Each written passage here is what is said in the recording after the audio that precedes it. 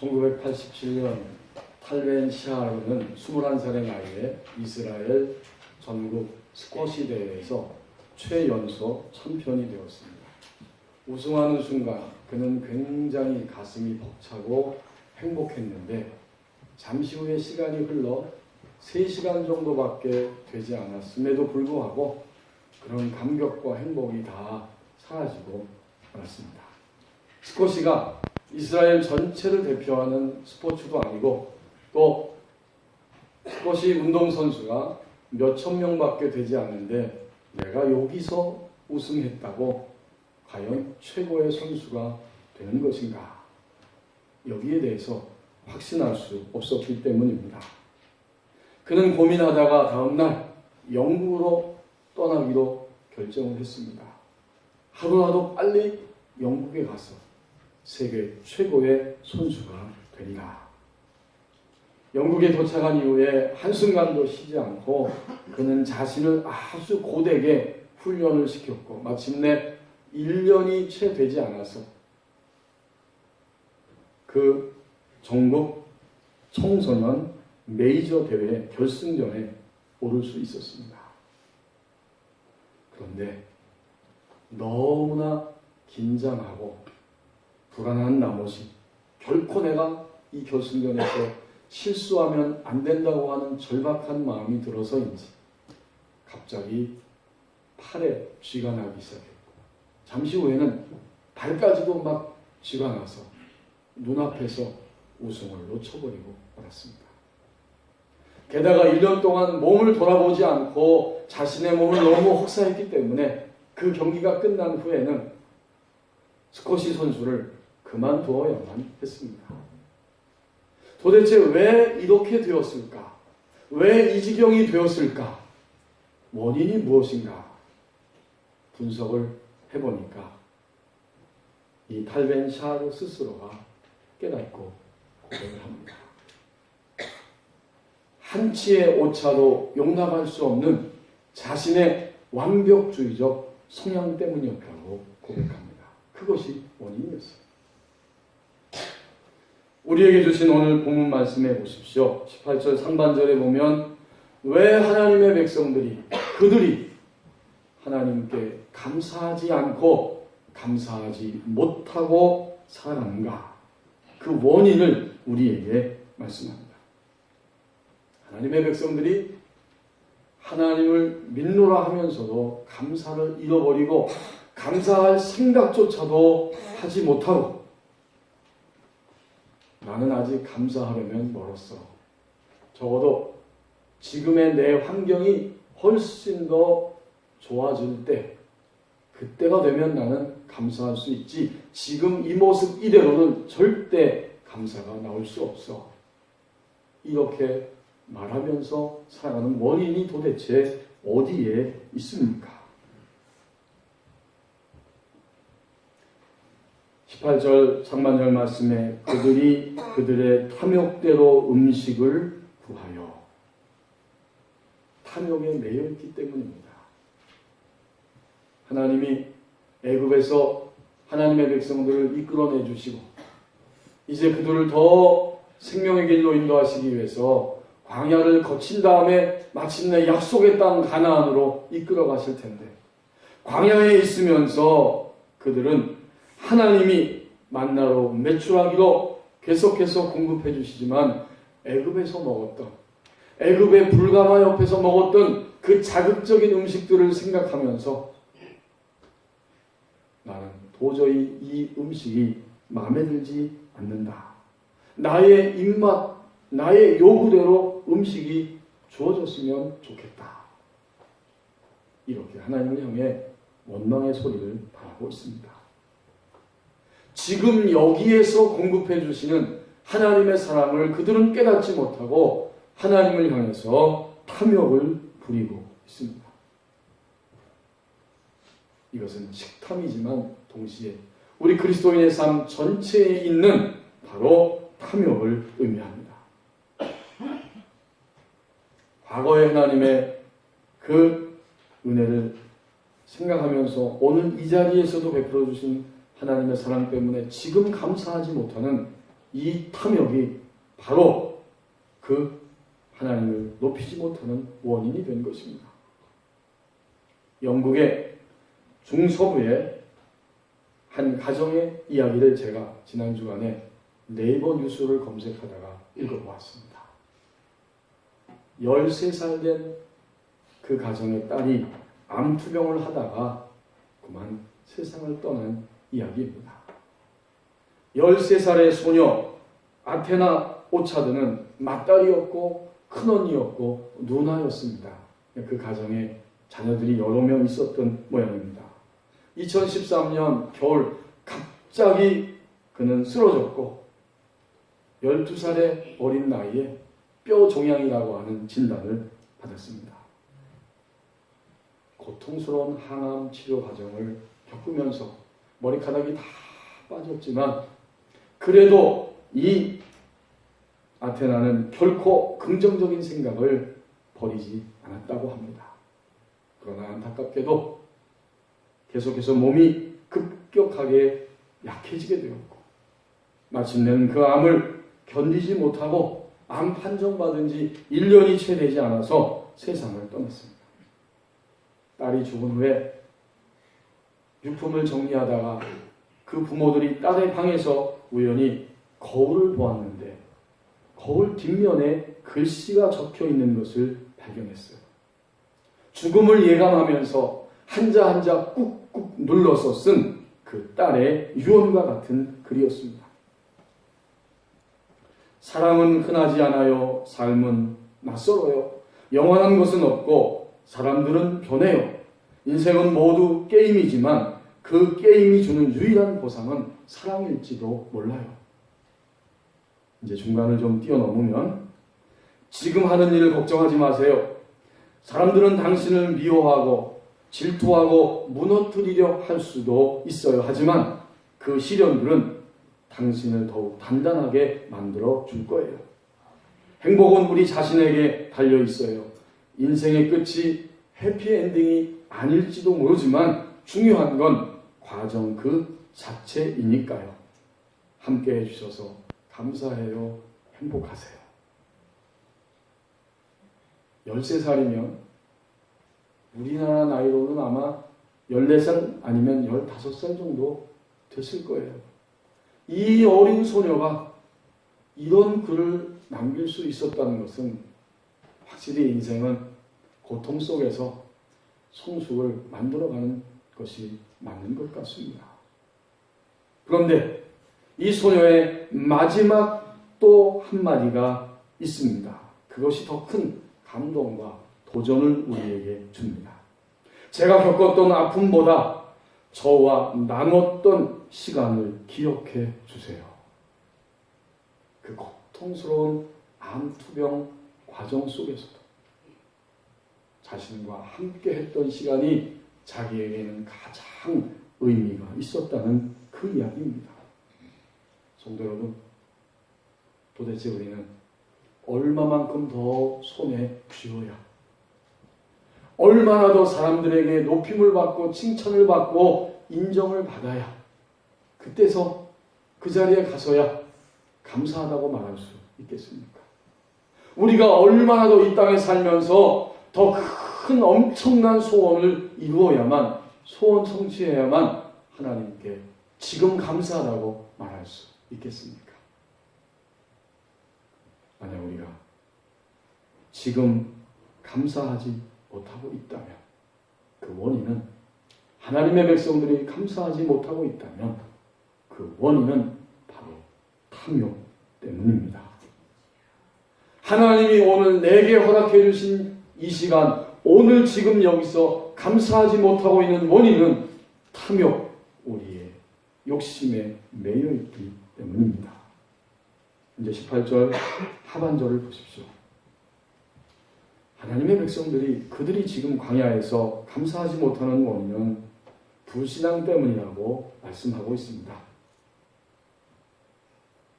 그들의 심중에 하나님을 시험하였으며, 이 마음의 중심에서부터 하나님을 신뢰하지 않았다는 이야기입니다. 하나님이 애굽에서 우리를 건져내셨고 또 여기까지 인도해 내셨지만, 여기까지 끌고 오셨지만 나는 지금 이 광야가 너무 불편하고 힘들고 마음에 들지 않습니다.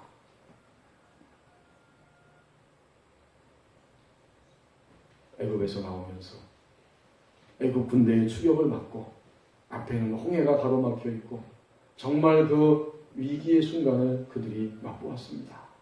하나님은 바다를 육지로 갈라놓으시고 그 물결을 벽처럼 세우셔서 바다 한가운데를 백성들이 건너가게 하셨고, 뒤에 쫓아온 애굽 군사들을 보시면서 바닷물을 다시 덮으시고 애굽의 모든 군대를 물속에서 수장시켰습니다. 그 엄청난 하나님의 구원의 능력과 기적을 그때 체험했지만 그것은 과거의 그때 이야기였고, 오늘은 지금 여기서 내가 당장 힘들고 불편하니까 오늘은 나의 요구대로 내가 원하는 것을 채워달라.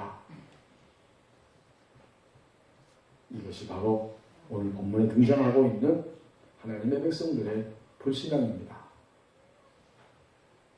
과거는 과거대로 그냥 그렇게 감사했어요. 그러나 오늘은 내가 원하는 방식대로 나에게 채워주셔야만 합니다. 이게 바로 하나님께 대한 불신앙이죠.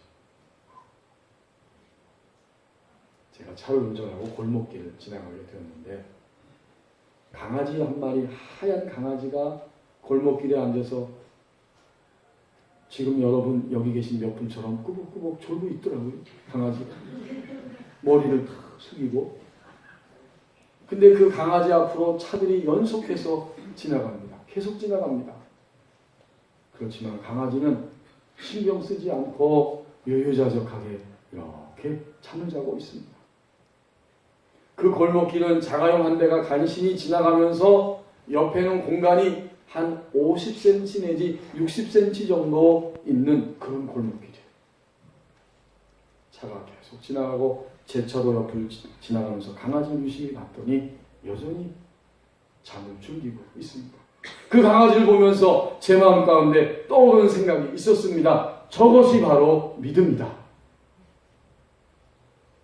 자기를 위협하는 차들이 계속 옆으로 지나가고 있지만 자기 자신에게 주어진 그 조그만 공간 안에서 유유자적하게 잠을 잘 수 있는 것, 저것이 바로 믿음이다. 오늘 여러분 내 곁에, 내 안에, 우리 주변에 수많은 사건들과 일들이 나를 힘들게 하고 아프게 하고 답답하게 합니다. 너무 괴롭습니다. 그럼에도 불구하고 하나님 안에 있는 하나님의 백성이라면 하나님을 신뢰함으로 우리는 잠을 잘 수 있을 때 그것이 바로 우리의 믿음입니다. 그 다음 순간 제게 당연히 찾아온 질문이 있습니다. 그러면 너는, 이창호 목사, 너는 너의 믿음은 강아지보다는 나은가? 강아지보다 나은 믿음을 가지고 지금 인생을 살고 있는가? 그 물음이 저에게 도전으로 다가왔습니다. 다윗은 자신의 인생에 있어서 가장 쓰라리고 비참한 순간, 자기가 낳은 아들 압살롬에 의해서 졸지에 터전을 정리하지도 못하고 목숨을 부지하기 위해서 쫓겨가면서 그는 시편에서 이런 노래를 부르고 있습니다. 시편 3편 5절 6절 말씀에 내가 누워 자고 깨었으니 여호와께서 나를 붙드시니로다. 천만인이 나를 에워싸 진친다 하여도 나는 두려워하지 아니하리이다. 본문에 등장하는 하나님의 백성들은 과거에 하나님이 기적적인 능력으로 이끄심을 보았지만, 그리고 현재에도 나를 붙잡고 계시는 하나님의 손길이 있지만, 영원토록 미래적으로도 하나님께서 그들을 붙잡고 계실 거라고 하는 놀라운 약속이 주어져 있지만 이것을 도저히 믿지를 못합니다. 불신앙 때문에 그들은 현재 요동치며 앞을 향해서 달려가고 있었고, 불신앙적인 그 모습으로는 결코 감사할 수 없었습니다.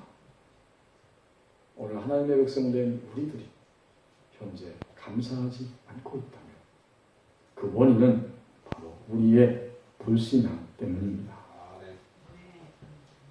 이제 19절 말씀을 함께 보십시오. 탐욕 때문에, 불신앙 때문에 우리가 감사하지 않고 감사하지 못하고 살아갈 때 우리의 상태가 어떤지를 생생하게 보여줍니다. 19절에 보니까 그때 우리의 상태는 입술의 언어로 하나님을 대적하는 상태라고 말씀합니다. 그뿐 아니라 하나님을 대적하여 말하기를 하나님이 광야에서 식탁을 베푸실 수 있으랴. 이것이 그들의 언어입니다. 제가 일전에 한번 말씀을 드렸죠. 한 21년 정도 됐을 때 제가 장신대 신대원 다니고 있는데 서울 압구정동 성암교회 곽선희 목사님이 그때 강의를 나오실 때입니다. 신학교 강의를 나오는데 구원과 치유라고 하는 과목을 강의하면서 여러 가지 구수한 이야기들, 아주 또 날카롭고 세밀한 이야기를 아주 명강의로 잘하시는 분입니다. 한 번은 그 교회 여자 성도 권사님과 상담한 이야기를 우리에게 들려주셨습니다. 시간을 정하고 그 교회 권사님이 너무 힘들고 괴로워서 목사님에게 찾아왔어요. 남편이 믿지 않기 때문에 매사에 힘이 듭니다. 교회 나오는 것도 어렵습니다. 그럼에도 열심히 주님을 섬기기 때문에 권사의 직분까지 받고 하나님을 잘 섬기고 있는데 남편에 대한 온갖 불평을, 불만을, 괴로움을, 힘듦을 다 털어놓는 거예요. 그리고 얼굴을 봤더니 얼굴 한쪽이 푸어 있습니다. 남편에게 맞았다는 거예요. 가정폭력. 너무 속상하고 괴로워서 편들 수 없어요. 근데 그 말을 가만히 강 목사님이 듣다가 물어보았습니다. 그 전에 뭐라고 한 얘기가 있지 않느냐. 얻어맞기 전에 뭐라고 분명히 한 얘기가 있지 않느냐. 혹시 때려봐 이렇게 말하지 않았느냐 그 말이에요. 강 목사님이 그 질문을 던졌더니 이 권사님이 막 울다가 자기도 웃더랍니다. 왜요? 그 말을 했으니까. 너무 화가 나니까 때려봐 했다는 거예요. 말을 하는 사람도 영향을 입지만 동시에 말을 듣는 사람도 강력한 영향력을 입습니다. 여러분, 우리의 말은 속일 수 있는 말, 속이는 말이 있고 도저히 속일 수 없는 말이 있어요.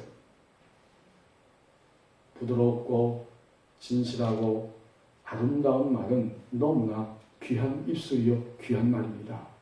그러나 이런 말들은 우리가 속은 아니면서도 겉으로 가장하여서 속일 수 있어요. 반면에 절대 속일 수 없는 우리의 언어가 있지요. 그것은 뭘까요? 원망, 거짓, 불의한 말, 화나는 말, 분노의 말, 이런 말들은 절대 속일 수 없어요. 아니, 속일 필요가 없어요. 우리의 속에 있는 것이 그대로 쏟아져 나오는 것이 우리의 언어입니다. 오늘 이 이스라엘 백성들이 하나님 앞에서 하나님이 우리를 광야로 인도하셨는데 이 광야에서도 우리가 원하는 풍성한 식탁을 베푸실 수 있으랴 이렇게 하나님을 비웃으면서 또 하나님을 향해 삿대질을 하면서 하는 이 말을 했을 때 참 재미난 생각이 갑자기 들었어요. 하나님도 우리의 말을 들으시면서 이스라엘 백성들이 하는 말, 하나님 백성들이 하는 말을 들으시면서 하나님도 영향을 입으시는구나. 여러분 어떠세요? 하나님은 뭐 꿈쩍도 안 하실 것 같습니까? 아니에요. 하나님도 우리가 하는 말을 들으시면서 영향을 입으십니다. 하나님은 몹시 불편하고 몹시 안타까우셨어요. 그들의 이 입술의 언어를 들으실 때에 하나님은 너무나 괴로우셨습니다. 여러분 한번 상상해 보세요. 애굽에서 나와서 홍해를 건너고 광야로 들어왔어요. 적어도 남자 장정만 60만 명이면 아내가 있고 아이들까지 있으면 120만 명이 훨씬 넘습니다. 그들이 이렇게 광야에 앉아 있는데 또 때로는 전진하고 있는데 갑자기 수근수근하는 이야기가 들립니다. 그 입에서 하나님을 원망하며 하나님을 대적하는 소리가 막 들립니다. 120만 명이 적어도 그 말을 하나님이 가장 먼저 듣고 아십니다. 한 사람이 말하면 옆 사람이 들었고 옆 사람이 말하니까 그 옆이 듣고 너도 나도 웅성거리면서 그렇게 말하고 지도자인 모세도 그 말을 들었습니다. 그리고 오늘 이 시편 78편 여러분 나중에 가서 읽어보시면 이 시편 78편은 대대로 전승되고 전승되어 내려오는 이야기라고 말하고 있어요. 이렇게 이스라엘 백성들이 우리 조상들이 광야를 지날 때에 하나님을 향해서 입술의 언어로 대적한 말을 했다 하는 것이 조상 대대로 계속 끊임없이 전승되어 내려오고 있었습니다. 후대에 이 말을 전하기 위해서 하나님은 아삽이라고 하는 사람의 그 믿음을 보시면서 그에 의해서 이 시편 78편을 기록하게 하신 겁니다. 여러분 78편 1절 앞부분 표제어에 보면 아삽의 맞쓰길 곧 아삽이 쓴 교훈이라고 하는 이런 표제어가 붙어 있습니다.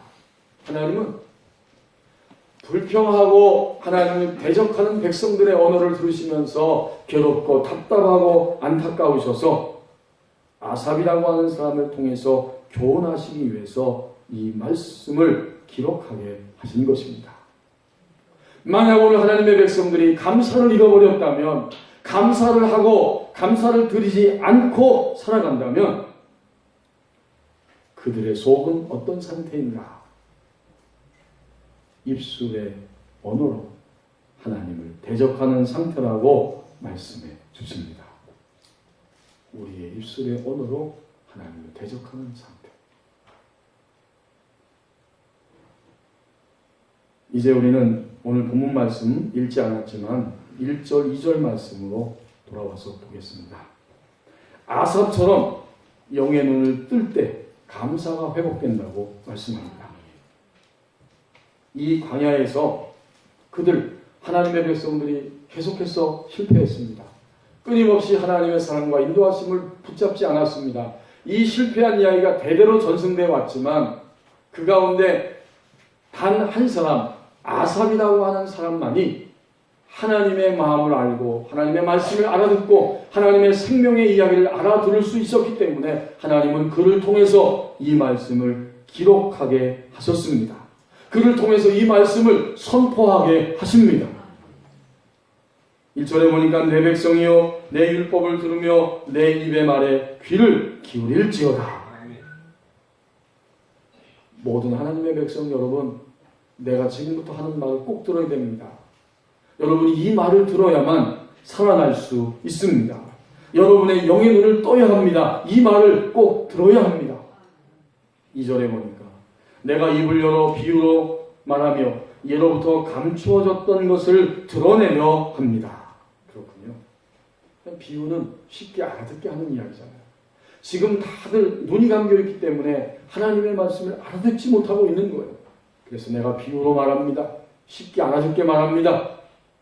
그리고 이 말씀은 어떤 자들에게는 여전히 감겨 있습니다. 감춰져 있습니다. 이 감춰진 것을 내가 밝히 드러내어 여러분에게 말하겠습니다. 이것을 한마디로 표현하면 지금 아삽 때 이스라엘 백성들의 싸움입니다. 다르게 표현하면 눈을 감고 육신적으로 여전히 살아가고 있는 육신 내 눈을 뜨고 있는 영에 속한 영적인 사람들의 이야기입니다. 영의 눈을 떴다는 건 뭐예요? 아삽과 같이 영의 눈을 뜬다는 것은 오늘의 이 일들 속에, 오늘의 내가 인생을 살면서 다가오는 모든 사건들 속에 하나님의 가르치심이 있고 하나님의 이끄심이 있습니다. 이것을 확신하는 자가 영의 눈을 뜬 사람입니다. 이제 그는 영의 눈을 떠서 새로운 각도와 다른 관점으로 바라보기 때문에 마침내 감사가 회복될 수 있습니다. 제이 데니스라고 하는 사람이 쓴 역설적 감사라고 하는 한 토막의 이야기가 있습니다. 당신이 많은 세금을 내야 한다면 감사하십시오. 당신에게 안정된 직장과 사업장이 있다는 말이기 때문입니다. 이제 여성들이 한번 잘 들어보세요. 당신의 몸무게가 늘어 옷이 맞지 않는다면 감사하십시오. 당신은 먹을 것이 넉넉한 인생을 살아오신 것입니다. 세탁할 옷이 집안 한 구석에 쌓여 있거든 감사하십시오. 당신에게는 적어도 갈아입을 옷에 여유가 있다는 뜻이기 때문입니다. 당신의 집에 대청소가 필요하고 문고리를 갈아야 하고 창문을 갈아야 한다면 감사하십시오. 당신의 몸을 위탁할 수 있는 집이 있다는 뜻이기 때문입니다. 멀리라도 주차할 공간을 찾았다면 감사하십시오. 당신에게 잠시라도 걸어갈 운동의 기회가 주어졌기 때문입니다. 교회 뒷자리에 앉아있는 교우의 찬송 음정이 엉망으로 들려오고 있다면 감사하십시오. 당신의 청각은 정상이기 때문입니다. 아침에 울리는 자명종 소리가 고통스럽게 들리거든 감사하십시오. 당신에게 일어나 일해야 할 하루가 기다리고 있기 때문입니다. 하루해가 저물고 온몸이 나른하고 피곤하거든 감사하십시오. 당신은 오늘 하루를 생산적으로 사신 것입니다. 광야를 지나서 광야를 통과해서 점점 가나안의 단계에 올라서서 아합처럼 영의 눈을 떴을 때 하나님께서 주시는 가르침과 이끄심이 있다는 사실을 확신할 때 새로운 각도와 새로운 관점으로 감사가 회복된다고 말씀합니다. 아멘. 유명한 찰스 스펀천 목사님은 설교 중에 이런 이야기를 하셨습니다. 한 자루의 촛불로 인하여 감사하는 자에게는 별빛을 주시고 별빛으로 인하여 감사하는 자에게는 달빛을 주시고 달빛으로 인하여 감사하는 자에게는 하나님이 햇빛을 주십니다. 햇빛으로 인하여 감사하는 자에게는 마침내 햇빛도 필요 없는 천국을 주십니다. 그야말로 감사가 회복되는 생생한 장면입니다. 우리는 여전히 탐욕 때문에 지금 감사하지 못하고 있습니다. 불신앙 때문에 여전히 하나님 앞에 감사를 올리지 않고 살아갑니다. 그때 우리의 입술의 언어는 하나님을 대적하는 상태라고 말씀해 주셨습니다. 이제 아삽과 같이 영의 눈을 뜰 때 감사를 회복할 수 있다고 말씀합니다. 성도 여러분, 오늘이 추수감사주일입니다. 우리가 너무 감사하지 못하기 때문에 1년에 한두 번은 이런 감사절을 통해서 자신을 돌아보게 합니다. 이 추수감사주일날 자신을 돌아보고 감사의 회복을 찾아서 나아가라고 말씀해 주십니다. 기도하겠습니다.